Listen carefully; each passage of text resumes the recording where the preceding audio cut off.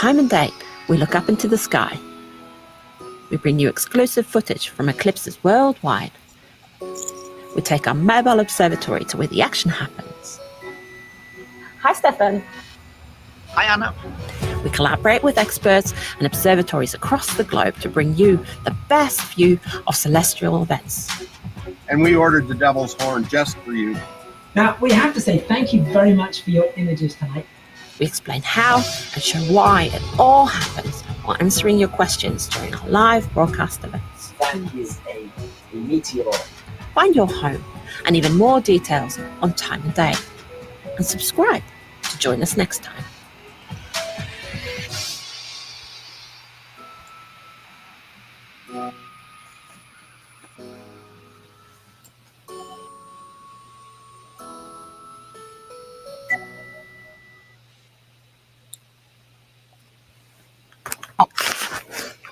Good morning from timeanddate.com, and I am Anna Buckle, and this is Graham Jones, and we're live from Llano, Texas. And the sun is the star today. We're going to have a total solar eclipse, but the weather is also definitely the star. As you can see, we've got quite a few clouds behind us here, and we've been checking the weather and hoping and crossing our fingers, and it's been changing all week. In fact, in neighboring county Burnett, they are evacuating 30,000 people from an eclipse festival as we speak. They have been worried about hail, thunderstorms, and even tornadoes. So we really don't know what we are in for today.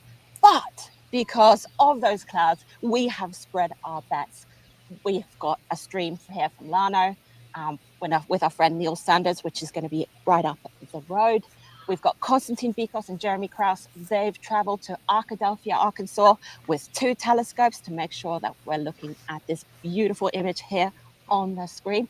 And Stefan Thorsen, he's gone off to Burlington, Vermont, to make sure that we're getting clear images of this amazing event. So you can see there Burlington up in the corner. Now, we also have some friends that we're working with across North America. We've got Emily Fafaro and Greg Smith from NASA and the rest of the team there. They're going to give us a feed from Mazatlan, Mexico. And we've got an old friend of ours, 7th time streaming with us, Gary Hawkins from the San Diego Astronomy Association. He only has a 50% partial, but when he looked at the weather in the US, he called us and said, look, I know I only have 50%, but it's more than you might get in the rest of the country. So we've got some beautiful images coming from there too. So Graham, we're in for a treat today, right? Yes, we are. And I think the first thing we want to say is that we really do hope that as many people as possible across North America get to enjoy today's eclipse with a clear sky. The weather forecasts have been fairly chaotic in recent days. There's a lot of people who have traveled a long way for this eclipse. They've been having to change their plans and scramble for alternatives. And we really do hope that lots of people get a really good view of today's eclipse. Because after all, Anna, I mean, how long have we been waiting for this amazing North American total solar eclipse? Well, I've been waiting since 2017. I don't know about you. Right. I mean, you know, you could argue that we've been waiting a lot longer than that. You know, one of the classic eclipse atlases was made in the year 1887 by Theodor von Oppolzer. And this was an atlas that contained eclipses going well into the future. And sure enough, it had today's eclipse, April the 8th, 2024, with the path of totality going across Mexico, the United States, and Canada. And this was back in the year 1887 that people started waiting for today's event. And just to put that into context, at that time, the United States only had 38 states instead of the 50 it does today. And the country of Canada was only 20 years old. So, to say the least, we've been waiting a long time for this eclipse, and we've really got our fingers crossed for everybody across Mexico, the United States, and Canada for today. We're looking at some great images of the sun on our screen. We've also got on the left-hand side, Anna, we've got our timeline there on the left of the screen. We sure do. And we see our little moon already moving across there, or a little sun and moon, we could say. This is our timeline. It shows when the partial eclipse starts in Mexico on the mainland there, and then it shows totality at with our different partners across down the bottom there. So we're looking at totality in about an hour and a half-ish. So that's going to be fun. So yeah, we're going to do a 4-hour show. We're going to start the show with a partial eclipse, and yeah, we're ready to go. But you have an important message as well, right? Yes, we do. So eclipses are magical, memorable occasions, but there are also always very sad stories after eclipses of people visiting eye doctors with eye problems that they've got from looking at the sun without proper protection during a solar eclipse. And there really are no second chances on this. And if your eyes get damaged, there is really nothing that eye doctors can do for you. So we really do want to just reinforce the safety message that you will have been hearing a lot of in recent weeks and days, and that is to never look directly at the sun without proper eye protection. And we're talking here about things like solar eclipse glasses obtained from a place that you know and that you trust. And we'd also just remind everybody to read the safety instructions that are printed on solar eclipse glasses. Do check them for damage, make sure they're not creased or bent or damaged in any way. If you have any doubts about the glasses, then just throw them away, get rid of them. It's not worth taking the risk. Also, don't just stand there staring up at the sun all day for hours on end through the eclipse glasses. Have a look for a short time and then take a break, share the glasses, pass them around, let everyone have a look. We really do just want to reinforce the safety messages that you've been hearing a lot of recently. They are super important. Well, that's if you're lucky enough being outside in the sun, experiencing the eclipse live. But we're going to be here also for the next 4 hours, showing you what it looks like in the sky, and no need for any safety eclipse glasses there. Yeah. So in 10 minutes, we've got first contact in Mazatlan. You looked up at the sun there, didn't you? I was just checking the clouds, latest on the cloud. Yes. And the moon will start covering the sun, and we will be back soon. We're going to talk to Neil Sanders, who is sending us these amazing images from Lano, but they're not here on the screen at the moment. We've got Burlington and Arkadelphia at the moment. And so go out, check out timeanddate.live. We've got newsfeed, we've got pictures, we've got tweets, we've got everything, all the buzz from the eclipse, and we're going to be back here with you soon.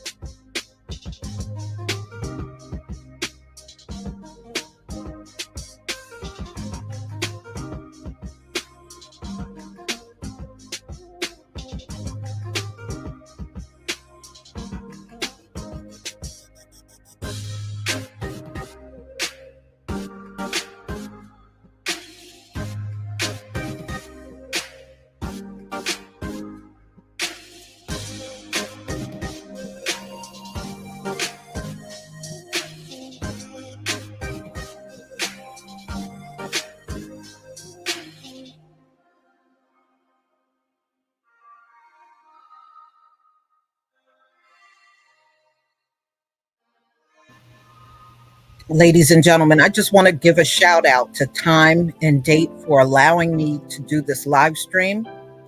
And I want to say shalom to each and every one of you. And just to say, stay strong and don't cease in your prayers, ladies and gentlemen. Don't cease in your prayers.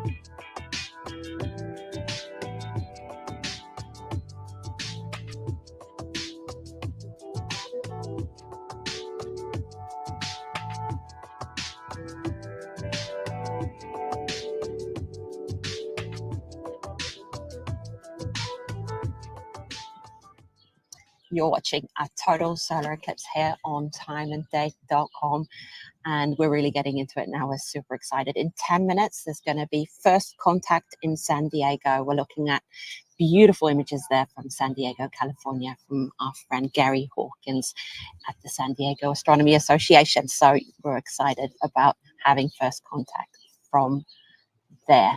And yeah, Graham, what's happening?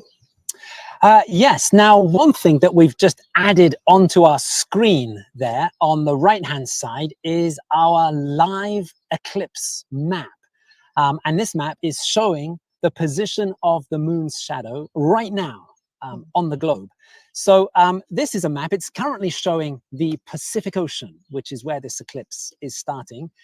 The light shaded areas is where there's a partial solar eclipse today. There's that little thin strip running through the middle there. That is the path of totality. That is the very narrow corridor where people can see the moon completely cover the sun today. It is a very narrow strip of land. It's about 120 miles wide. It's about 200 kilometers, but it's very long. It's about 9,000 miles long, around 15,000 kilometers. It stretches from the Pacific across North America and ends in the North Atlantic. And in the middle of the screen, you can see a small red dot. That is where the dark part of the moon's shadow is right now. So right at this moment, somewhere out over the Pacific, a total solar eclipse is happening. And that small shadow is racing towards the east and towards the north. It's racing towards the coast of Mexico. We have a couple of numbers below the map. The number on the right shows the coordinates of the center of the moon's shadow. The numbers on the right show the speed of the moon's shadow. So right now, yeah, the moon's shadow is whizzing across the surface of the Earth at around 5,700 kilometers an hour. It's about 3,500 miles per hour.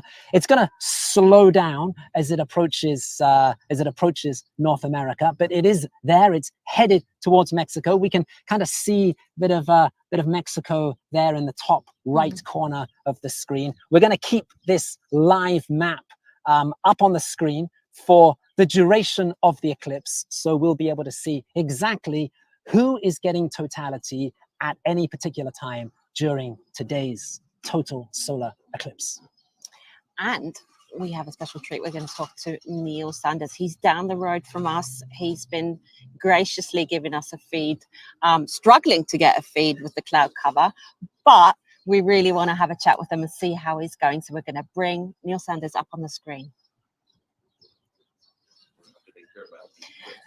Hi there, Neil. How are you? Hey, good morning, Graham and Anna. I'm very well, thank you, and a little bit excited. Just a little bit. You're just down the road Just from a us little bit. here in Lano. So where are you Yeah. and what's going on? Yeah, so I've travelled here from Darlington, northeast England, and we're just outside of Larno, not far from you guys. We've got the most amazing spot over my shoulder here. This is Lake Buchanan.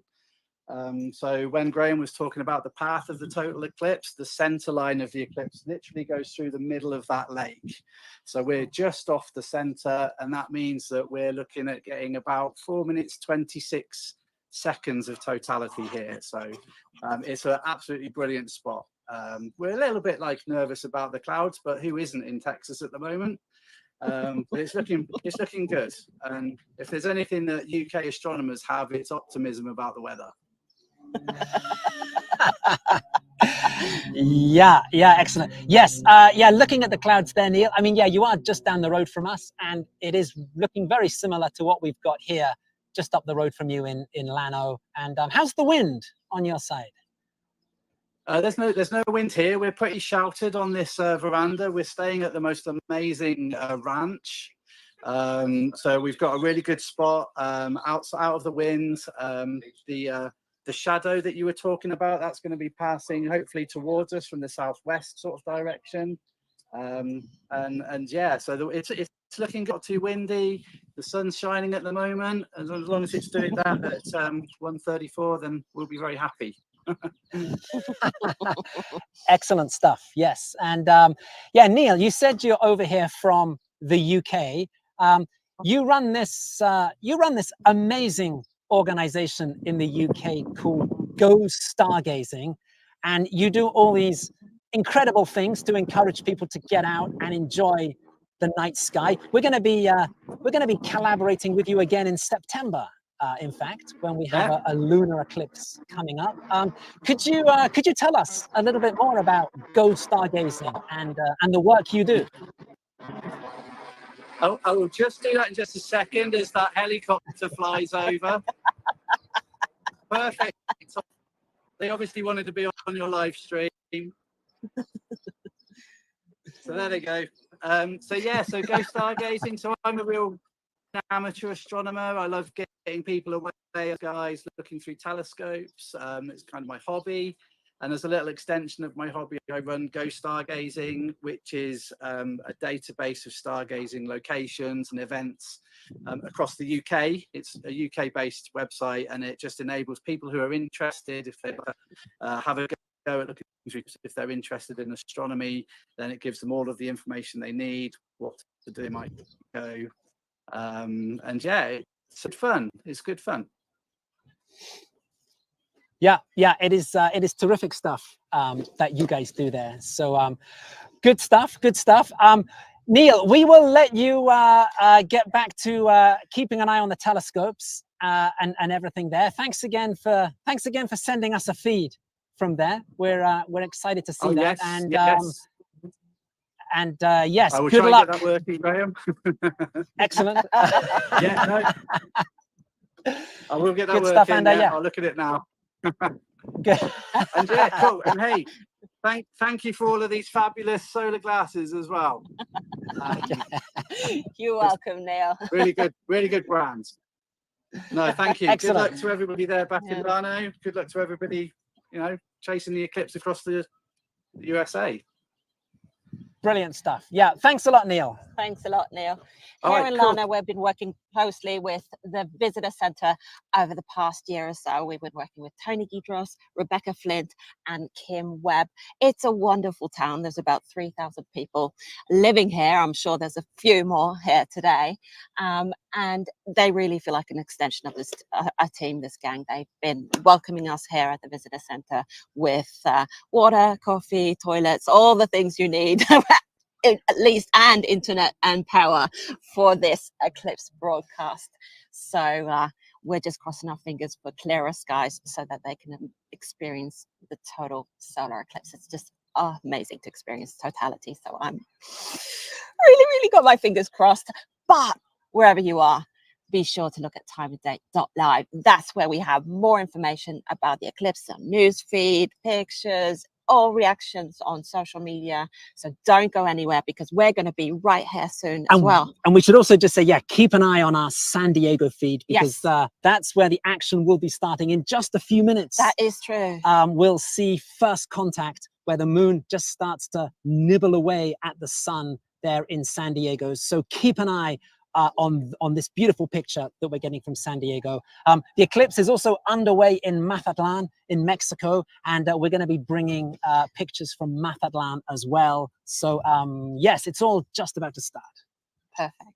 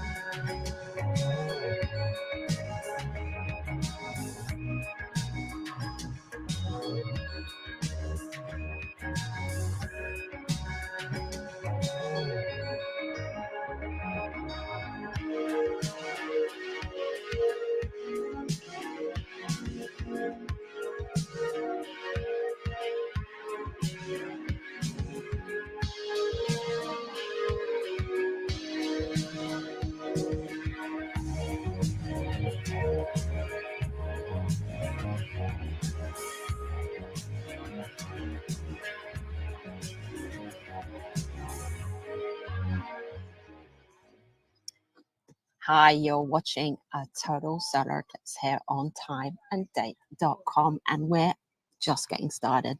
We can see the moon eating away there on the sun in San Diego, California, and it's that beautiful little curve that's going. It's beautiful. And not only are we getting started and the cook's getting started, but the party is getting started here in Lano.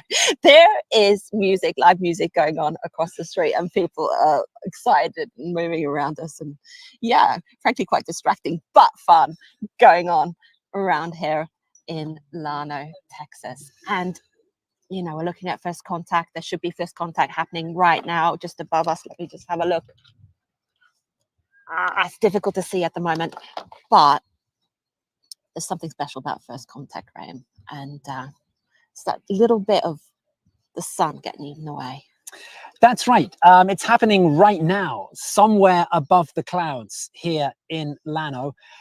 In a way, it's one of the most magical moments of a solar eclipse. We've spent all the months and years planning for this event, and finally the eclipse begins just very quietly, very unnoticeably, when we just see that very first little nibble into the sun by the moon. It happens right on schedule, exactly as all the calculations predict.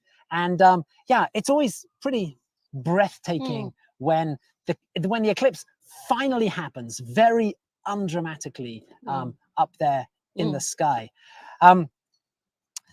From first contact, the moon then keeps eating away at the sun's disk until we arrive at totality, when the moon covers the whole of the sun. Today, there's around about an hour and a quarter between the start of the partial eclipse and totality, when the last bit of the sun gets covered by the moon. First contact is really completely unnoticeable. Around about half an hour into the partial eclipse, that's when you can really start to notice things happening on the ground. That's when you might start to notice some changes in temperature.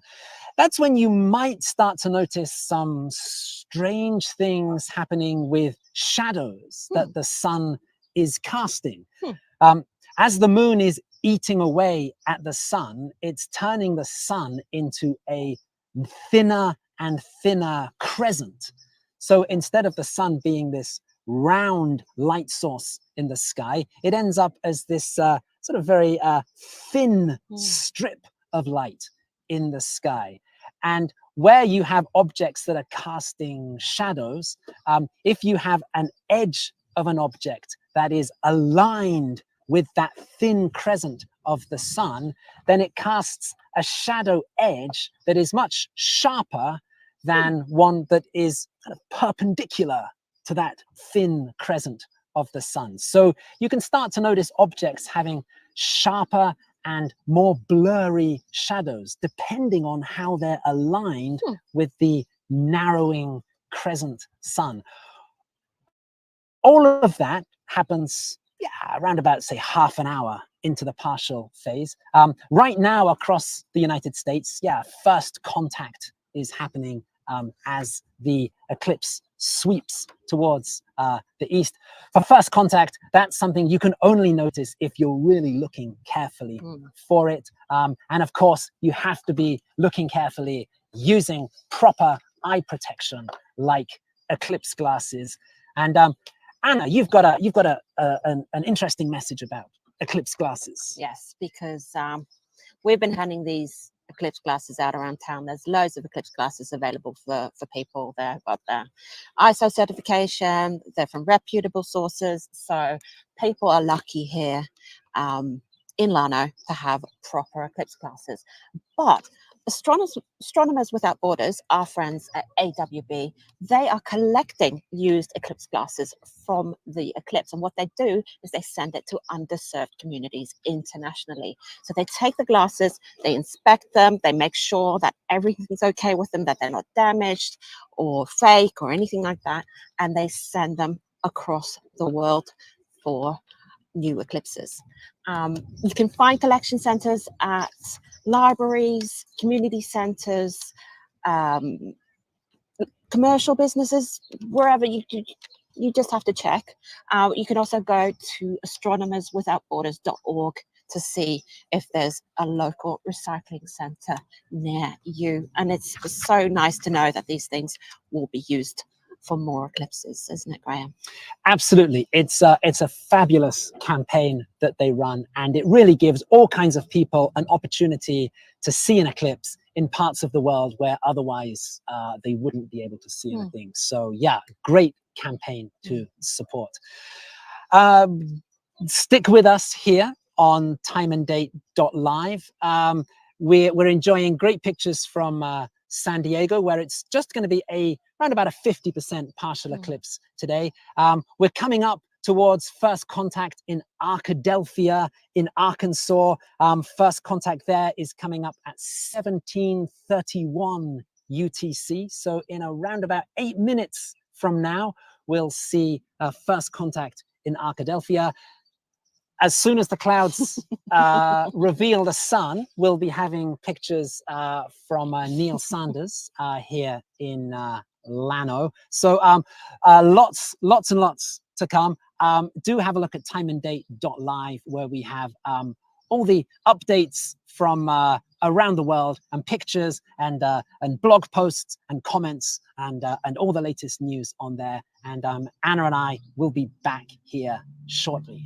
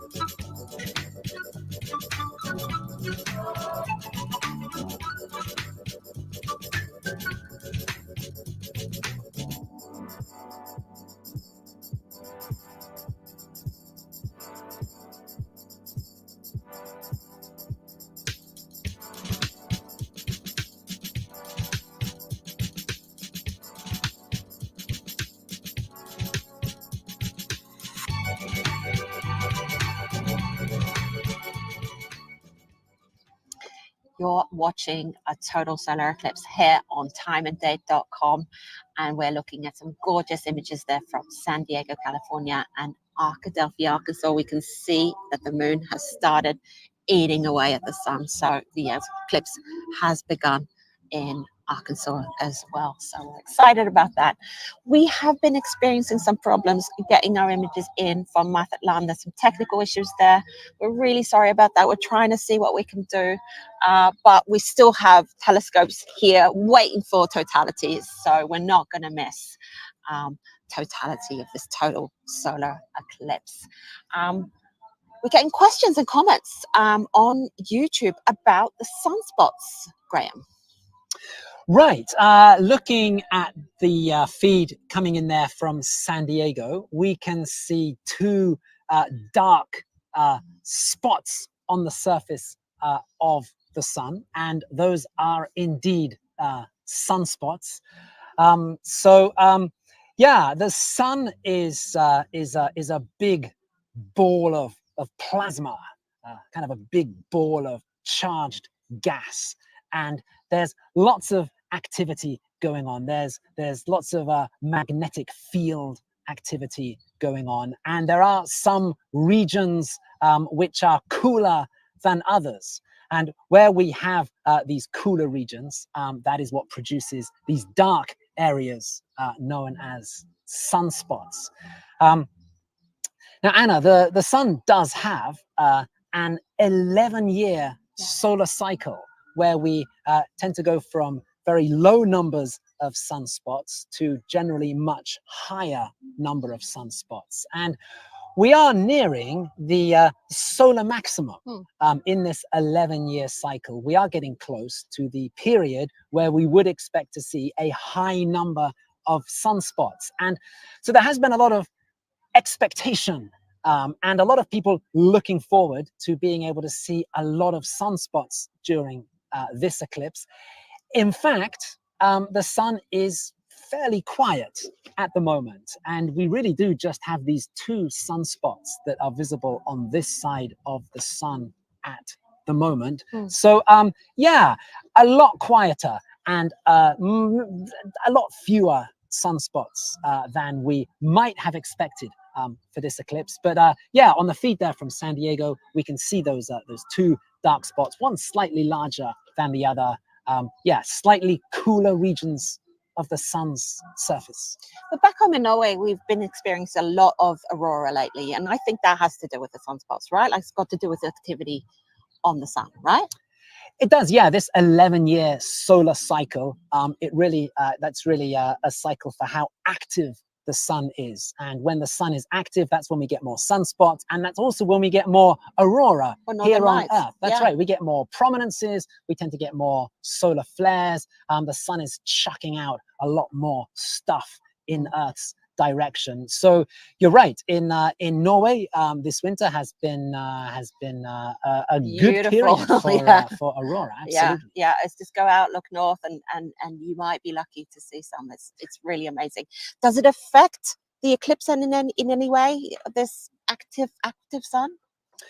Well, one thing that when we come to totality, and we'll be talking about this again a bit later, at totality, the real highlight there when the moon is covering the sun's visible surface is that we can see the solar corona, which is the outer part of the sun's atmosphere. It's there all the time, but it's much fainter than the sun's disk itself, so we usually can't see it. We can see it during totality, during a solar eclipse. And yeah, the shape of the corona, that also changes over the course of this 11-year solar cycle. Around solar maximum, the sun's corona is rather more symmetrical, whereas around solar minimum, the corona is kind of more stretched out, more like a pair of wings. So that is going to be something for us to have a look out for when we get to totality. Coming up here in Llano in less than an hour, now 1834 UTC, post-totality here in Llano. Mm. So we're getting close. We have to say that actually, I mean, here on the ground, really still nothing, I mean, nothing to see in the sky because of the clouds, but really nothing to see yet in terms of changes in light levels, or there's really no sense at all that anything is going on with the sun up there above the clouds. But that's all going to start to change rather dramatically over the course of the next, 40 minutes. Yeah, and we're going to continue putting our eclipse glasses on, looking up, because as soon as that sky, those clouds get a bit lighter, we can actually see the sun through the clouds. And we have been looking at the sun, moon eating away at the sun, so it's been beautiful. If you're lucky enough to be in the path of totality, or even just in a partial area, use your eclipse glasses and take a look. If not, go to timeanddate.live and check out our live news feed. We've got pictures, we've got reactions, we've got all the interesting background stories. We even have stories from the road here in Texas, United States. So we will be back soon. In the meantime, we're going to be looking up at the sky and trying to find the sun.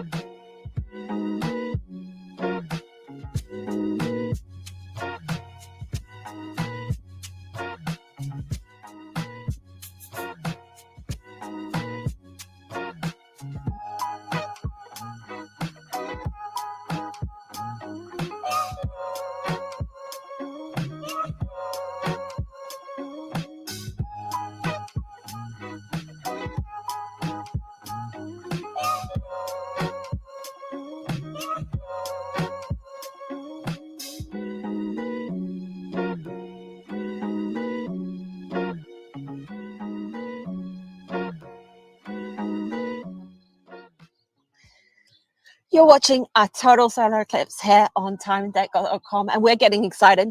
The light levels are changing here. We're using our glasses. We're looking up, and what is it, like 50%, Graham? Yes. That is, we're getting up to around 50% here in Lano. That's right. Yeah, so we're feeling like it's changing a little bit, but weather, we're chasing with challenging clouds everywhere. North America is full of clouds. Arkadelphia is struggling with clouds. Mexico, they're struggling with clouds. But what can we do? We can look up and see what we can see. So where are we, Graham, with the eclipse? Well, if we take a look at our live eclipse map, this is on the right-hand side of the screen. This just above us, right? This shows us where the moon's dark shadow is right now, and it is racing across the Pacific, and it is just about to reach the coast of Mexico, the first city in North America to experience totality. Today is the city of Mazatlan on the Pacific coast of Mexico, and totality is starting there in the next minute, because as we can see, that red dot is just about to reach land on our live eclipse map there. As Anna was explaining earlier, unfortunately, we don't have images from Mazatlan today, but what we do have is the next city along the path of totality in Mexico. Once the shadow has passed over Mazatlan, next on its itinerary is the city of Torreon in Mexico, and our good friends at the Exploratorium have their telescopes on the ground there in Torreon. Totality there is starting at 1816, so that is less than 10 minutes. That shadow we can see on our map, it's moving at 2,500 kilometers an hour. That's like 1,500 miles per hour. So it is racing across Mexico. So we are hoping to bring you images of totality from Torreon, courtesy of our friends at the Exploratorium. But it's the story of the day. It is fingers crossed with the clouds. We have seen some beautiful images in Torreon, but we've also seen some very cloudy clouds as well. Yes, anything we can bring you from totality in Torreon, we're going to be sharing that from 1816. We're looking at just over 4 minutes, around 4 minutes and 10 seconds of totality from Torreon, and we're really hoping that we'll be able to share that here. We have our fingers crossed. What are we going to be expecting to see, Graham? Right. So as we approach totality, we have the crescent sun, which just gets narrower and narrower and narrower as the moon eats away more and more of the sun's disk. Eventually, the crescent gets so thin, and the two horns at either side of the crescent, they get so close that they kind of come together in this one bright jewel of remaining sunlight. Around the same time, we start to see the solar corona around the edge of the moon. This is the outer part of the sun's atmosphere. We can't normally see it because the sun itself is too bright, but when the moon covers the sun, it comes into view. The combination of this bright jewel of remaining sunlight plus the solar corona visible around the edge of the moon, that produces the effect famously known as the diamond ring. From there, we move quickly into the Bailey's beads stage of the eclipse. This is just the final blobs of sunlight that we can see, actually shining through deep valleys on the edge of the moon's surface. We have these blobs of light. That's the last remaining bit of sunlight we can see before totality begins. Then they disappear. Then the moon is covering the sun's disk completely. The solar corona becomes visible, this kind of ghostly shimmer around the edge of the moon. There you go. Here we are at Torreon, where we can see, right, the narrowing crescent sun. It's looking very faint because of the clouds there in Torreon. That crescent is going to get thinner and thinner over the next 6 minutes until it transitions to this diamond ring effect, these final blobs of light called Bailey's beads, and then 4 minutes, 10 seconds of totality. It's magical. I'm very excited. It's even on the screen. But I've got my fingers crossed for Lana here as well. So we're super excited here. We're going to leave you to enjoy totality in Torreon. I'm blowing those clouds away with the wind here in Lano, and go to timeanddate.live and check out what's going on there. There's going to be pictures, reactions. There might even be something from Mazatlan there now. Who knows? So go in, have a look. We will be back soon, right before totality here in Lano. But in the meantime, enjoy, and we will see you back here in a few minutes.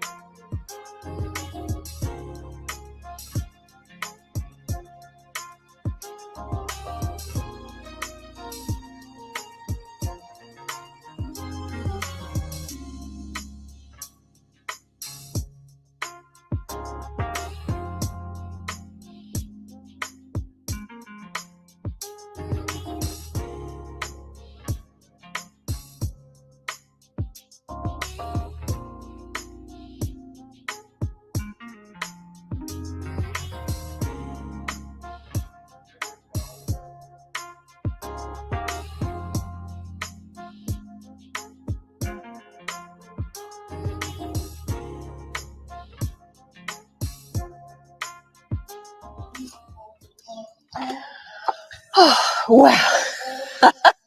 That was Torreon, Mexico.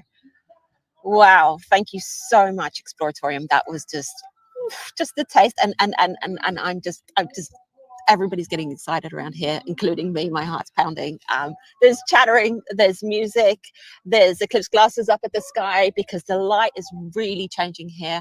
The sky is clear, and we're going to be seeing this total solar eclipse, and I can't even breathe thinking about it. I'm so excited. So, Graham, help me out. Okay, let's think. Checking in on our eclipse map there, we can see the dark part of the moon's shadow is represented by that small red dot that is racing across North America at around about 2,500 kilometers an hour, which is about 1,500 miles per hour. It is just about to leave Mexico and cross into the United States. So totality about to hit the USA. We have two locations marked along the path of totality there. The first of those locations, that's us here in Llano in Texas. The second marker there is Arkadelphia in Arkansas. That's where we have our time and date telescopes waiting for totality there. Just a quick reminder that you know, the sun is what, 90% eclipsed here, but still eclipse glasses are vitally important, even when there's just the tiniest slither of the moon's crescent remaining. Even through the diamond ring and Bailey's beads, eclipse glasses should be used for looking at any part of the sun. Once the sun is completely covered by the moon, once Bailey's beads has finished, once we're into totality, then eclipse glasses can be removed, and in fact should be removed, must be removed for enjoying the solar corona that surrounds the sun. The solar corona is about as bright as the full moon, so perfectly okay to look at the solar corona without eclipse glasses, as long as the sun's disk itself is completely covered by the moon. Yeah. And here on this wide angle shot, we're going to show you how dark it gets here. Unfortunately, we don't have a telescope. We have our glasses, and we will be looking up, and we will have totality coming up, telescope views coming up from Arkadelphia and Burlington. Fingers crossed, clouds and all. But yes, Torreon really, really wowed me. So now I don't know how to deal with anything anymore. The light is changing. It's just really, really kind of silvery, and you can almost like touch it. It does not feel like twilight. It's like white twilight. The temperature is dropping. We were in 32 degrees Celsius here. It's now down to 25. I can feel it. It's not only goosebumps, it's also the temperature dropping. The birds are they doing anything yet? They're chirping away. There's certainly a lot of chirping Yeah. going on. I think certainly now, right, in the last few minutes, the light levels noticeably have really started to drop here, and that drop is going to continue over the next 6 minutes until right the final minute before totality. That's when we have this sudden plunge in the light level, and that's what we're going to be sharing on our kind of where Anna and I are going to sort of clear out the way of this image of the visitor center here in Llano. And we will have what have we got? We've got 4 minutes 24 seconds of totality, going to be starting at 18:34 UTC. Okay.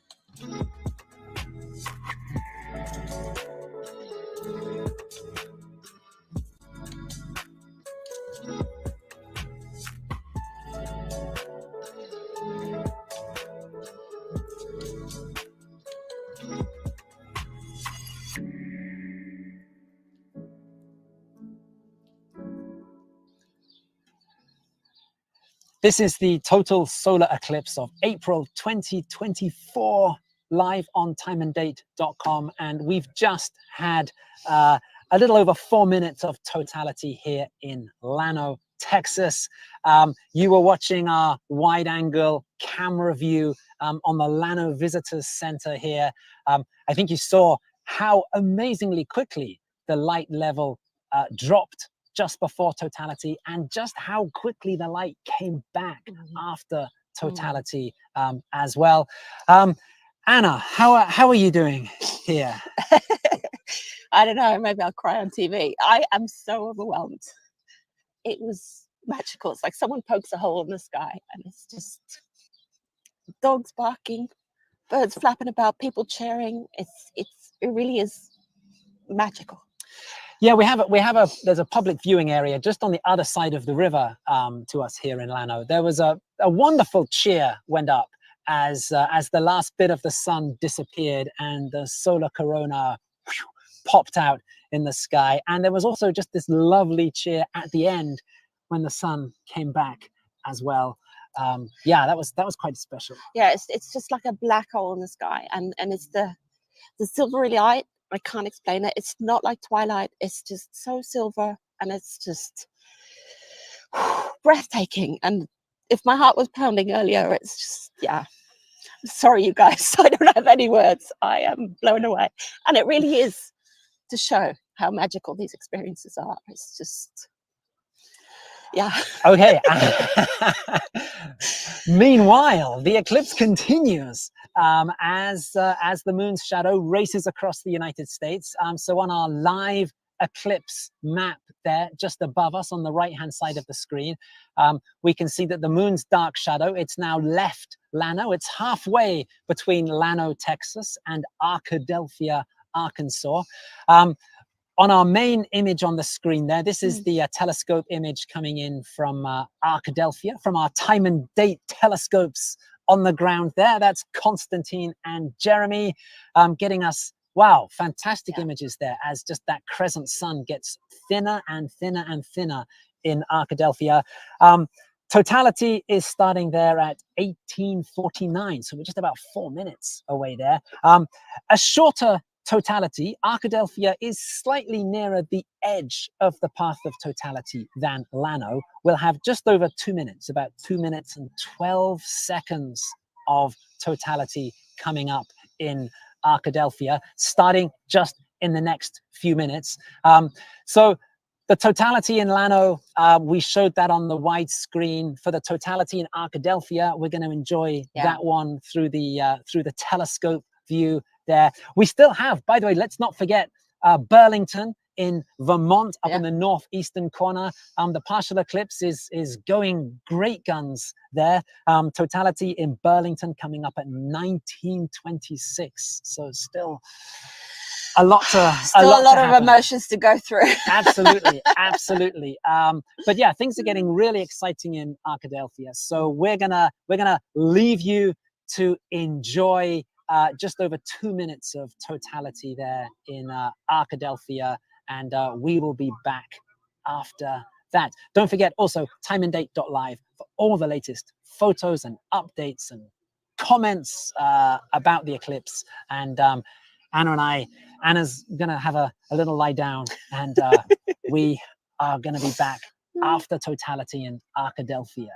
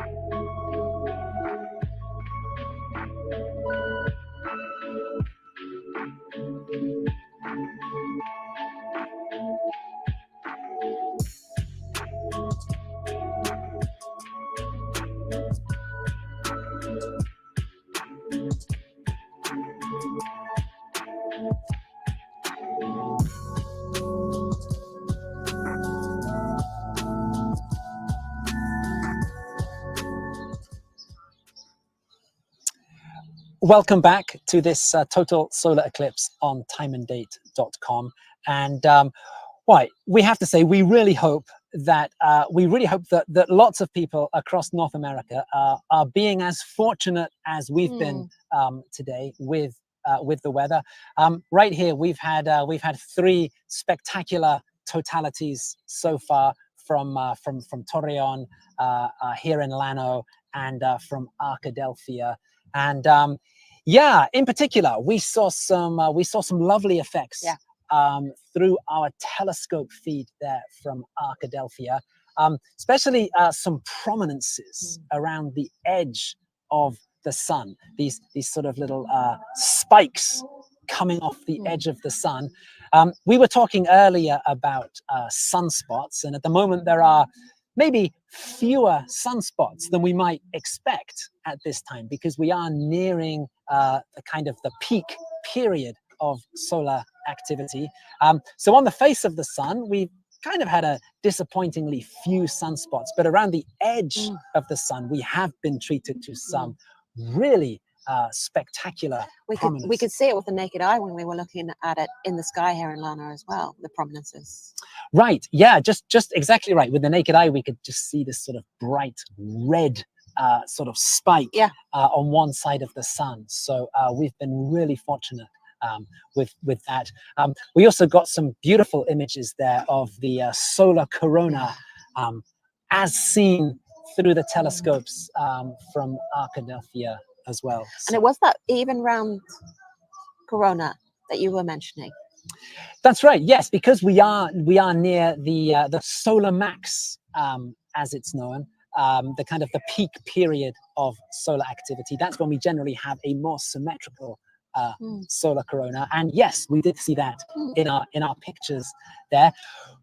We should say, actually, on that subject, we are continuing to get questions and comments on YouTube, and we did have a follow-up question to our discussion about sunspots and solar activity. Yeah, a lot of people asking about exactly when is solar maximum going to be? When do we actually reach the peak of this 11-year cycle of solar activity? And the short answer is we don't know for sure. The sun is always a bit unpredictable. We are expecting it around July next year. Is estimated to be the peak, but we don't know for sure at this stage. But yes, we saw a lovely solar corona. We saw some fabulous prominences around the edge of the sun. And Anna, kind of from the view looking up from the ground, what else were the highlights, from the ground? Well, I'm still trying to calm down from that experience, but I'm doing better at it. You see Graham taking over and taking care of me here. All that talk about clouds, and to see the moon and the sun meet in the sky is just completely overwhelming. We did talk about the birds flying around. We talked about dogs barking, people cheering across the river, super excited. All those things, but also just the temperature. It dropped 10 degrees Celsius. I can really feel it warming up again now. Like I might need to take my jumper off at some point, but it went from 32 degrees Celsius down to 22 degrees Celsius in that time. And now it's warming up again. I had a little lie down on the ground. I looked up, I saw Venus, I saw Jupiter, and the corona, the round, beautiful corona. It was all as you see it here on the telescope, but just a bit more context in it. So it was just beautiful. Yeah. Wow. Great stuff. Great stuff. Checking in on our eclipse map there.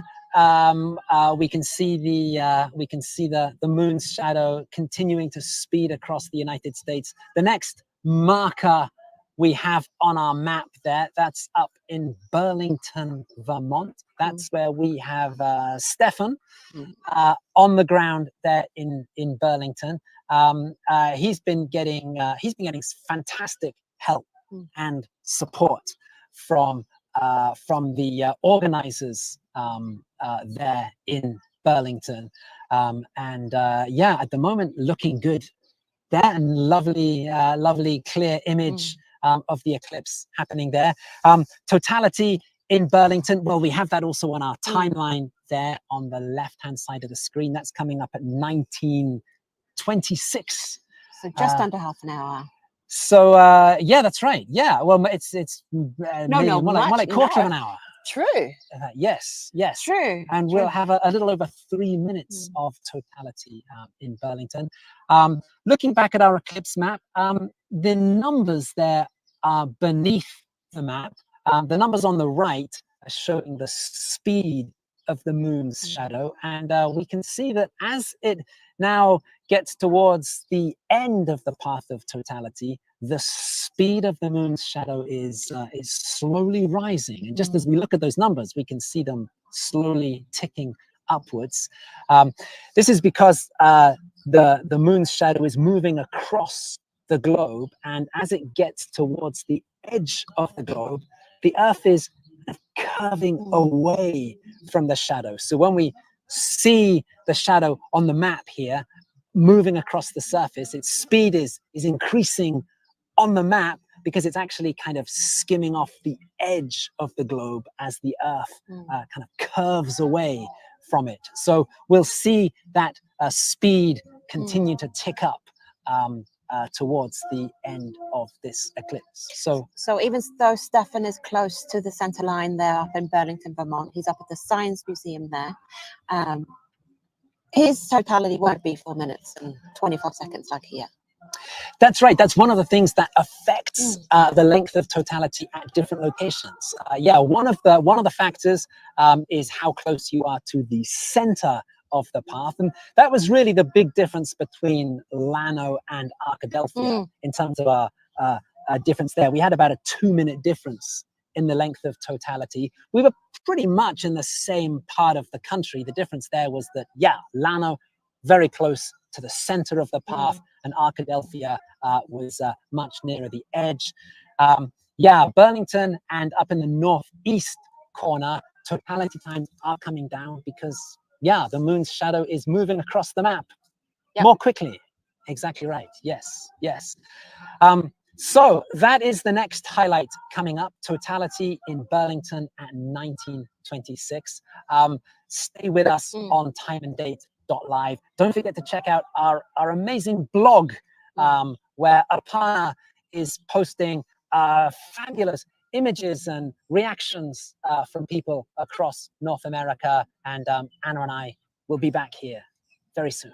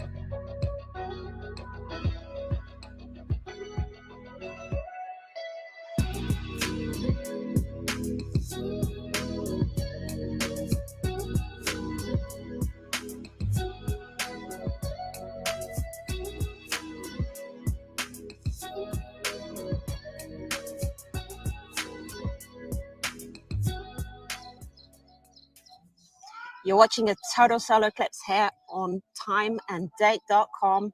We're live from Llano, Texas. There's live music, there's energy, everybody's really happy. We saw totality. I'm feeling a few raindrops, so it's all good. We saw totality. We've got another amazing totality to come, so it's all happening still.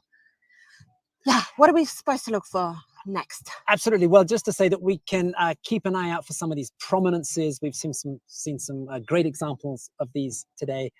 Just to recap, the sun is this big ball of plasma, these charged particles. There's magnetic fields twisting and turning through the sun, and they can cause these eruptions of plasma up away from the sun's surface, and that produces these sharp spikes of plasma that we've seen some dramatic examples of today. So something to look out for during the next totality. Great. We will leave you so you can enjoy totality in Burlington, Vermont, and we'll see you back after.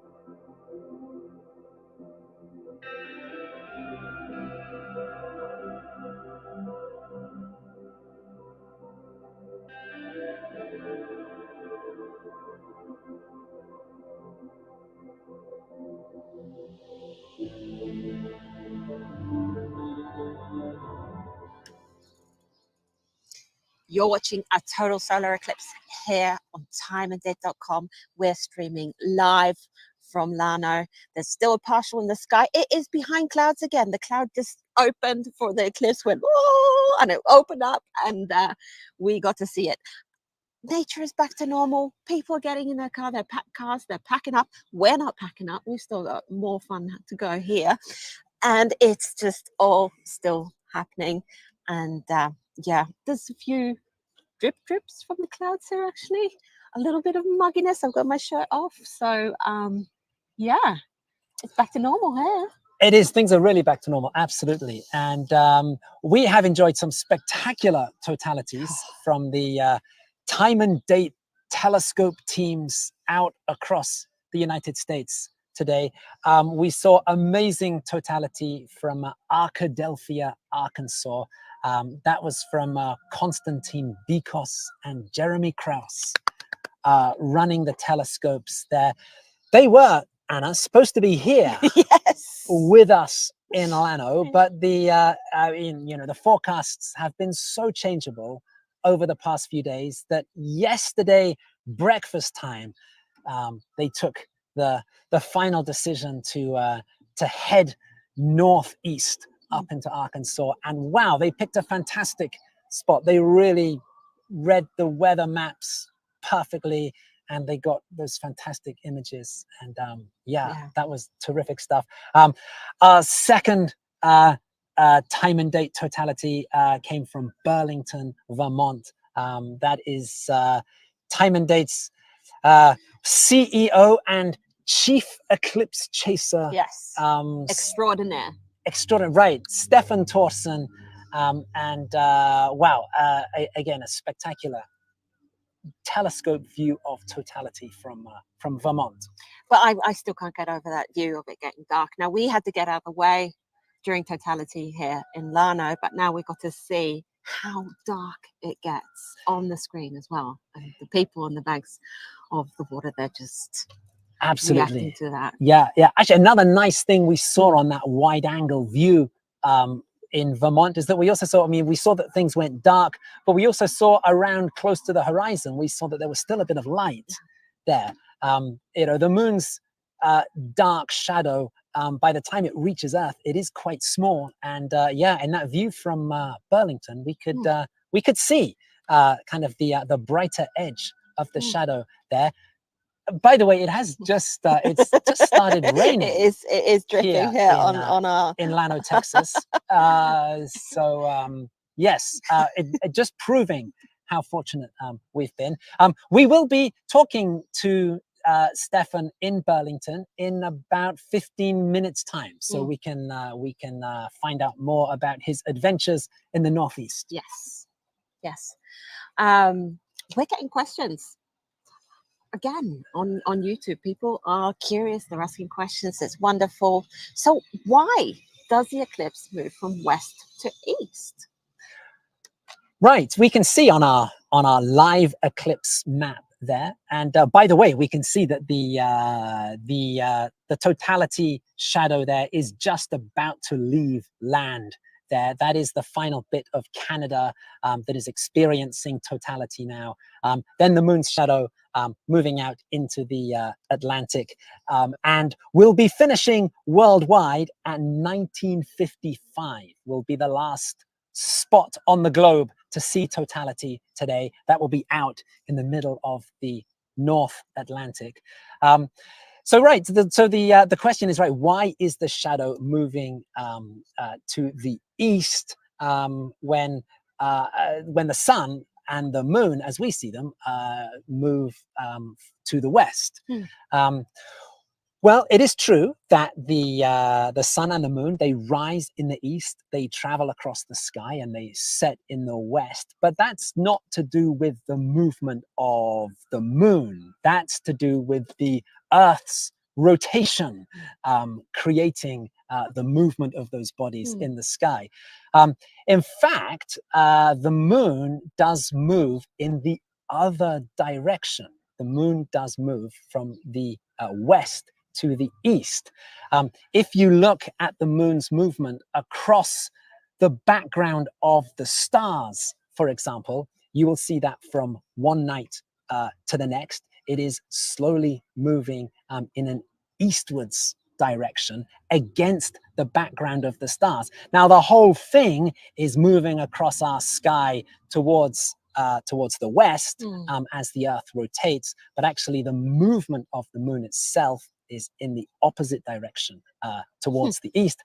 And so we see that at solar eclipses, solar eclipses always begin somewhere in the world at sunrise, and the shadow and the eclipse path moves to the east and ends at sunset in another part of the globe. Yeah. So there you go. There's more information about that on our live news feed on timeanddeath.live. There's links to all kinds of interesting articles about eclipses. There's reactions to the eclipse in there, so go and have a look. And we're going to be back very soon with Stefan Thorsen, our chief eclipse chaser, very soon.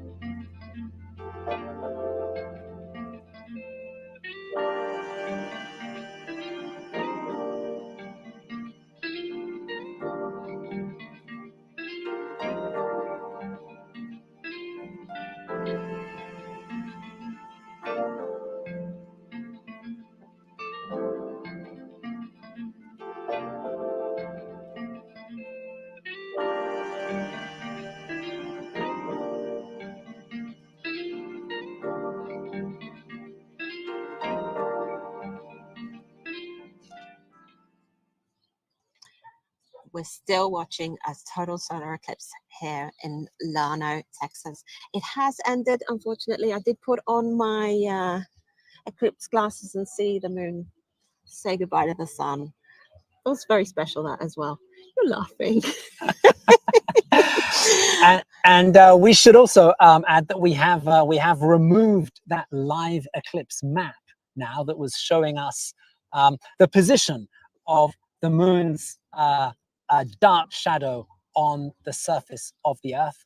That's because that shadow has now left the surface of the Earth. Totality ended in the North Atlantic at 1955, so about 8 minutes ago.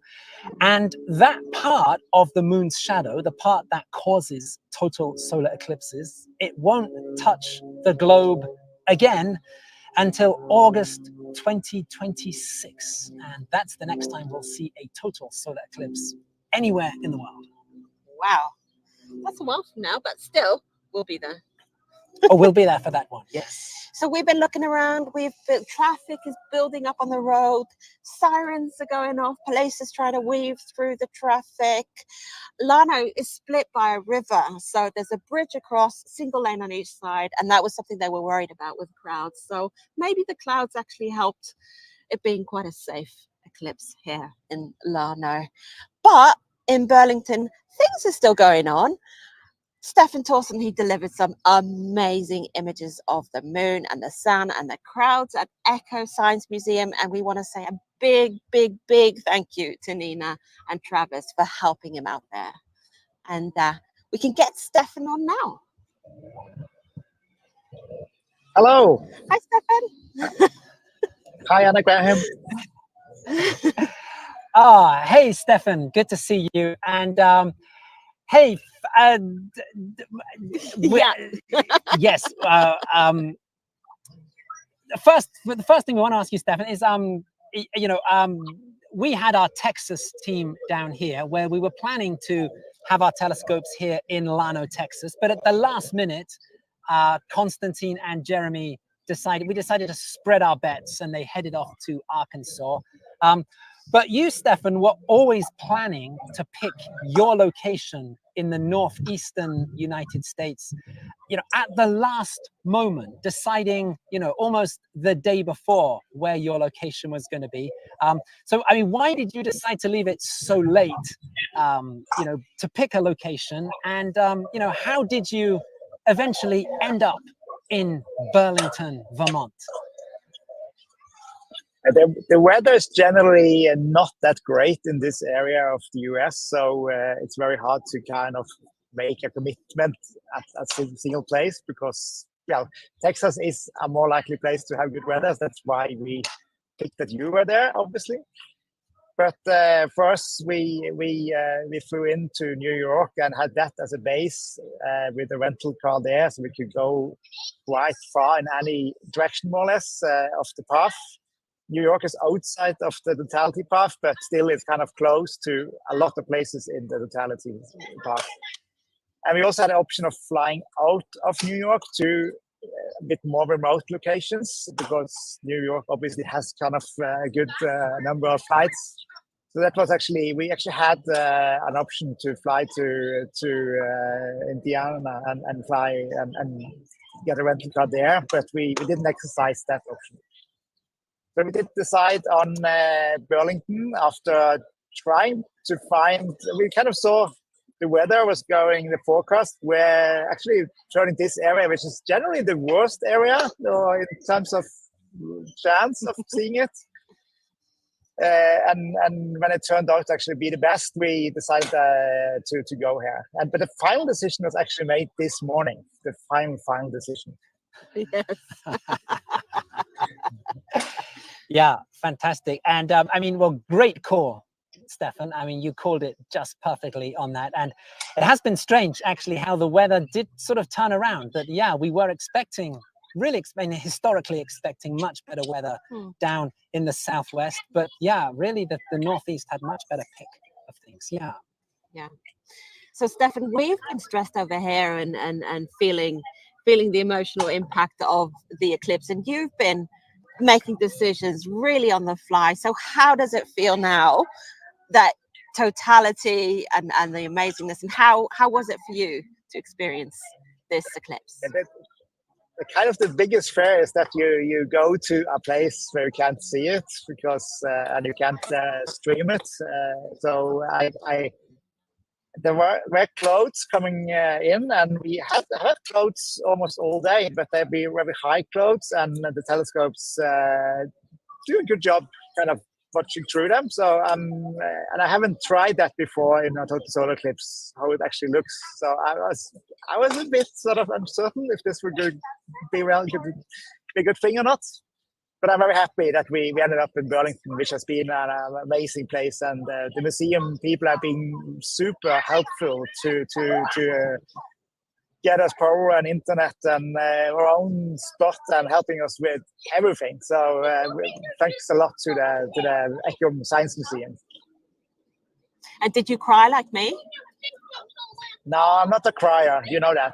So, but it's always you kind of it's amazing, and it was nice to actually have an eclipse. Actually felt like it lasted a bit anyway. So it's kind of it's still 1 minute left anyway. That's great.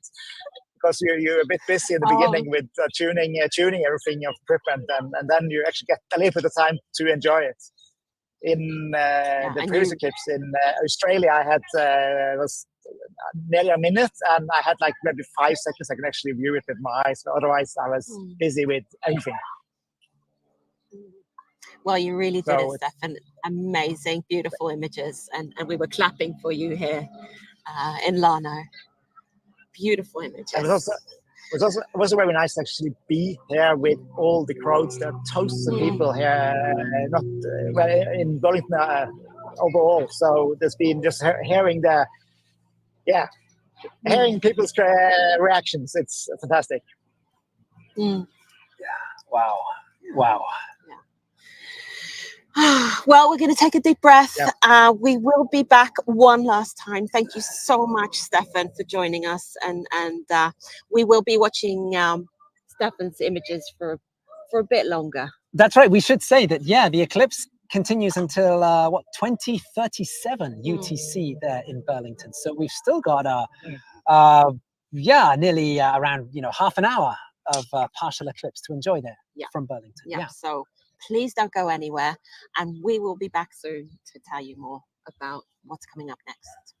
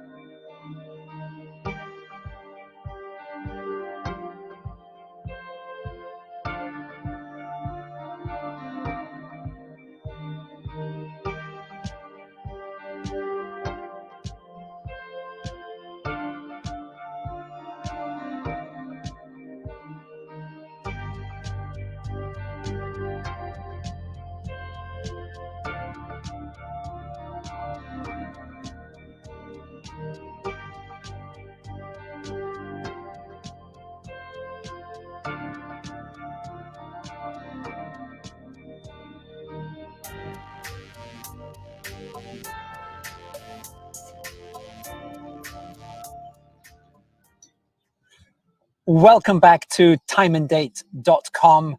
The North American continent has had 3 big solar eclipses in the space of 7 years. There was the Great American Eclipse of August 2017. There was a wonderful annular eclipse in October 2023, last year, that went across the United States, Mexico, Central America, and South America. And today has completed the hat trick, this total solar eclipse across Mexico, the United States, and Canada.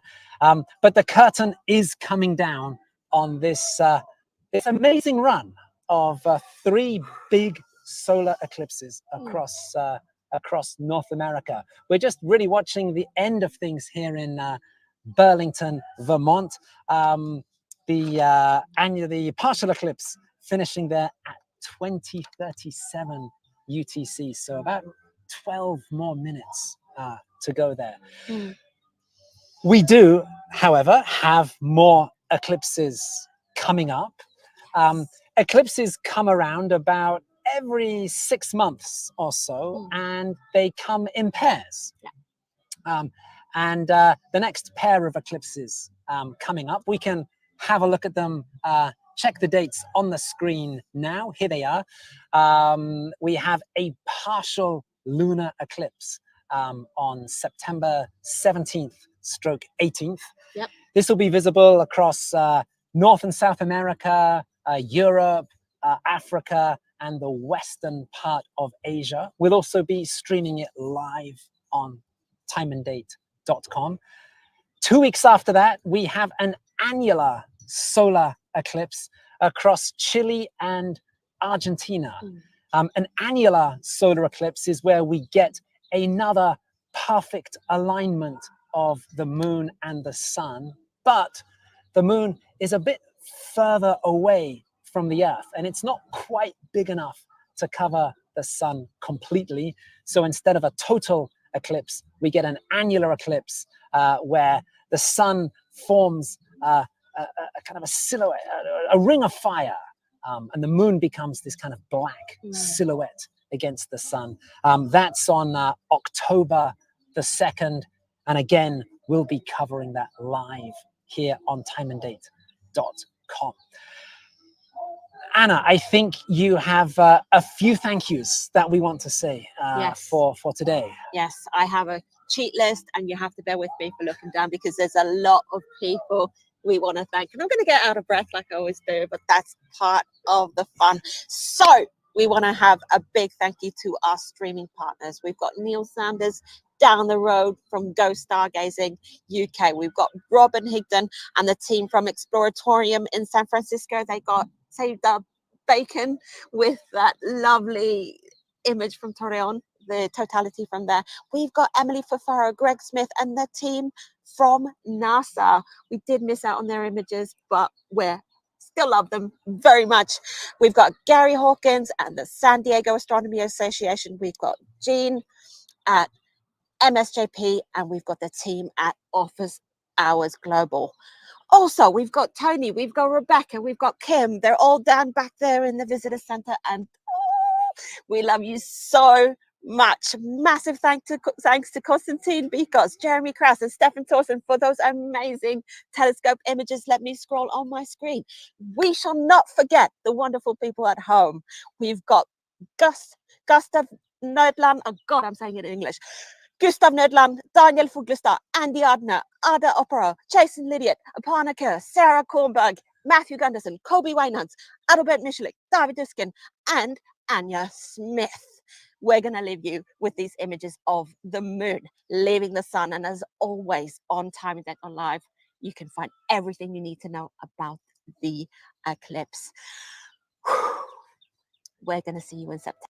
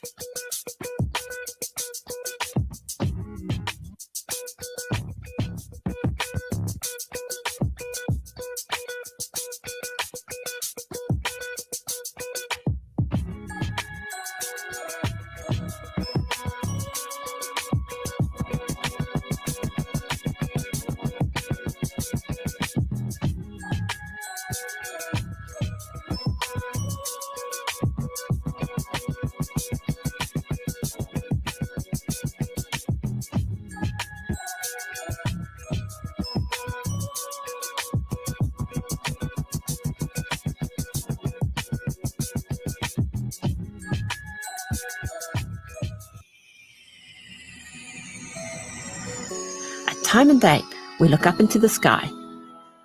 We bring you exclusive footage from eclipses worldwide. We take our mobile observatory to where the action happens. Hi, Stefan.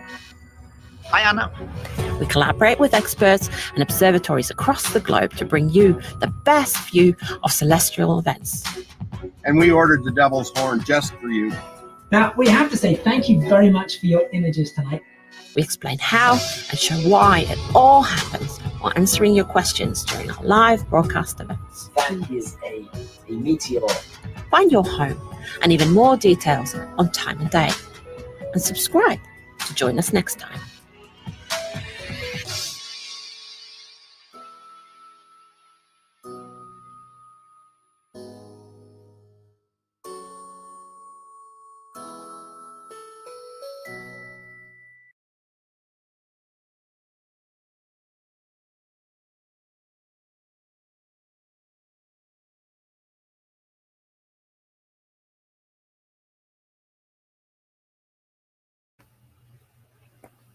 Okay, family, it is over. And the X is officially across America. I want to thank each and every one of you, those that gave super chats and super stickers. And, some of you sent cash apps. I deeply appreciate it. Thank you so much. And y'all, just know one thing. The judgment is just beginning for America now. All we got to do is stay out of the way. All praises to the Most High. Each and every one of you, please enjoy the rest of your evening. Shalom, family.